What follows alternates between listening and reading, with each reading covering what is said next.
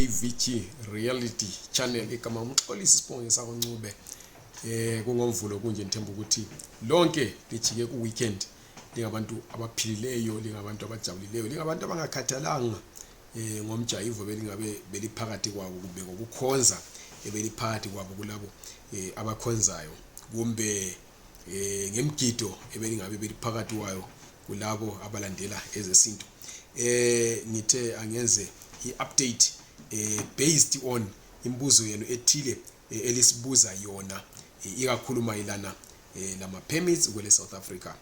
Kulabanye futhi njalo ababuza ukuthi kanti udaba luka Aaron Motsoaledi, uDokotela Aaron Motsoaledi onguminister we-Home Affairs kwele South Africa lume kanjani ngoba bazwe kuthiwa uthreatenwe ngabantu bethi kumbe kuthiwa bebezama ukumdubula kumbe bamfonele bemthembisa ukumdubula, so bafuna ukuthi babekwazi ngoba kulabanye asebebhala amanga bathi lento le ikhona ivela kuma Zimbabweans sebebampontshiwa abantu bangikhona njani njani.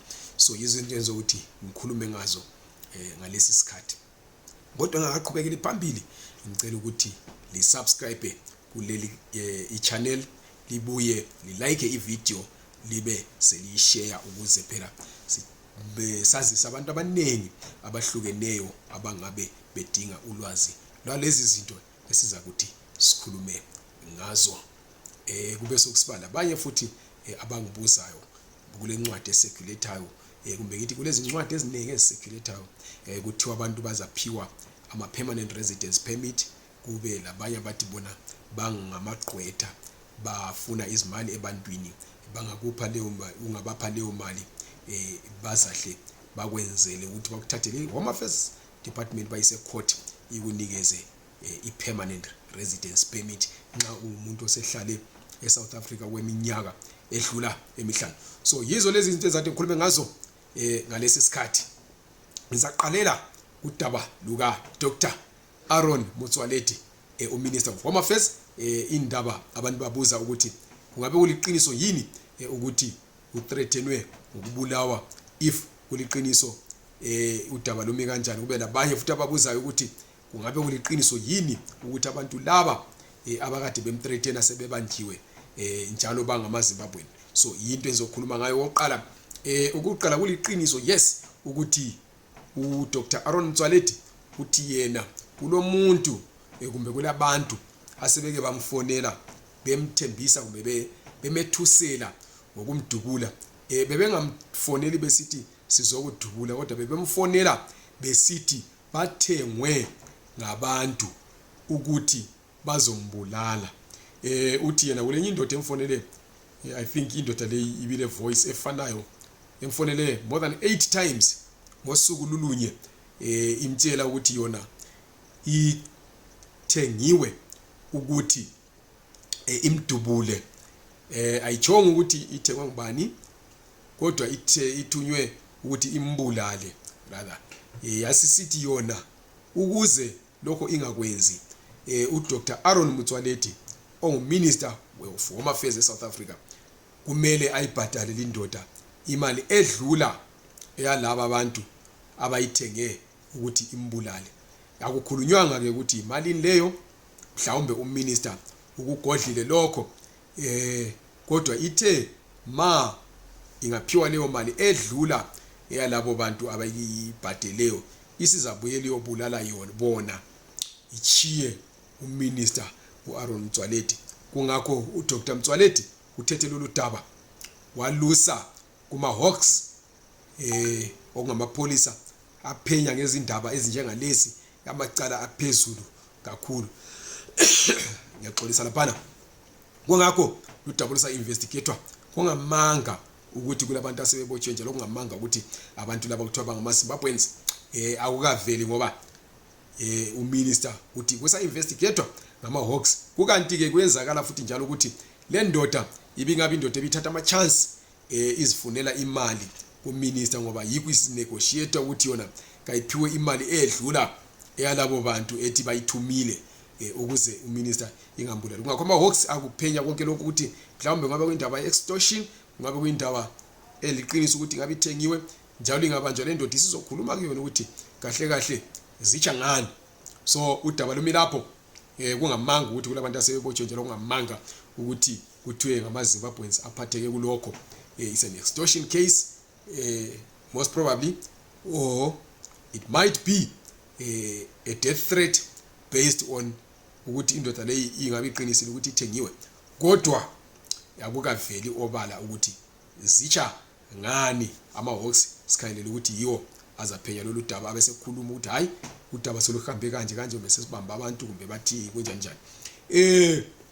Kube sokusiba le ndaba zama ZEP alukho ulutho osoluguqukile bantu bakithi. Continually apply for ama waivers ma usazi ukuthi wena awulayo iqualification ule ZEP kodwa ufuna ukuthi ube le mainstream South African permit, qhubeka uapplyele iwaiver. Isikhathi siyakuchiya xa ulokhu usaphozisa amaseko, ayikho into ezotshintsha. Kulabanye abatshela ukuthi hey court case what i-court case ayisoze itshintshwe ukukhansilwa kwama ZEP, ayisoze futhi njalo itshintse lokhu okuvele sokwenziwe ukuthi abantu baku-applyele asebethola ama-waiver asebethole nama-permits. So nxa usazi ukuthi wena you don't have a qualification kodwa ule ZEP, qhubeka u-applyele i-waiver.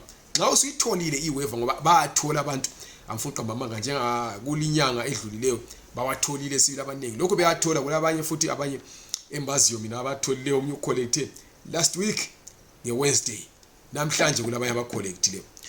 So qhubekani le apply le waiver. Nxa usuyitholile i-waiver ungaphosisa amaseko, apply for i-mainstream permit, whether i-work permit, whether i-business permit kumbe i-study permit. Nxa sithi permit isitsho wona futhi ama-visa yabe i-temporary residence visa ikhuluma ukuthi ukuhlelo lwe-study, ukuluhlu lwe-study, ukuluhlu lwe-general work or lwe-business. So akuguqukanga lutho, qhubekani le-apply abantu bakithi. Nxa ukhethe ukuthi wena usufuna ukuthi ube lapha up to 2025 mhla ka-29 November lakho ule ZEP, applyela i-ZEP entsha. Nxa ungumuntu omdala i-1,850, nxa ubelow 18 i-1,550 rands. Kube sokusiba lalabo abathi bona kumbe abasinikeza izincwadi ezivela ebantwini abathi bangamaloya, ezivela ebantwini abathi bona babambane labantu abasebenza kuhulumende, ezivela ebantwini abathi bona bale ma-links ku-Home Affairs oku-applyela abantu kumbe ukunikeza abantu ama-permanent residence permit. Ngizafunda enye incwadi la ithi we complete a file for you subject to you being in the country for 5 years and above. Besithi we brief our senior counsel, we take your matter to High Court for an order compelling i-DHA to provide you with a period. So bathi bona bathatha i-case yakho bacompile i-file bayihambise ku-Home Affairs, bayihambise court ibisiyaforce i-Home Affairs ukuthi kunikeze i-permanent residence. Bathi lokho kwenzakala within 72 hours, which is 3 days. Uyakusulakho usula i-permanent residence permit kumbe order isiphumile isithi i-Home Affairs ayikunikeze within 14 days i-permanent residence permit. Babe sebefaka ama-bank details wabo, bebe njalo sebekucharge bathi bona kumele imali yonke ikhipha ibe 14,000 rand. Ubhatala i-deposit usiyobhatala yenye ama-documents esephumile after 14 days. Babe sebekhuluma futhi ngokuthi balama-work permits aba-applyelayo e-High Court bayihambise Home Affairs njani. So bathi i-business permit i-9,000, i-asylum i-3,500 njalo i-bail nxa uba uchiwe i-14,000. Bantu lingaziqilisi ngabantu, lizadliwa izimali. Zinengi izincwadi ezinjengalezi, banengi abantu asebebuye kithi begijima bekhala sebedlelwe izimali. Yekelanani lezigili mbane, akula muntu ozokutholela anything from Home Affairs. Lingakhiphi izimali, lingadliwa izimali. Ngizakukhuluma kuphelele la. Okunye selizakwenza sokukini kodwa mina senditshelile lizadliwa izimali lisale selihawula. ngiyabonga mina sengigoba khona lapho umbe ngithi sengigoqa khona lapho. Libe lesuku oluhle. Lingakhohlwa ukusubscribe kule channel nokulike ivideo le kunye nokuyishare. Ngiyabonga.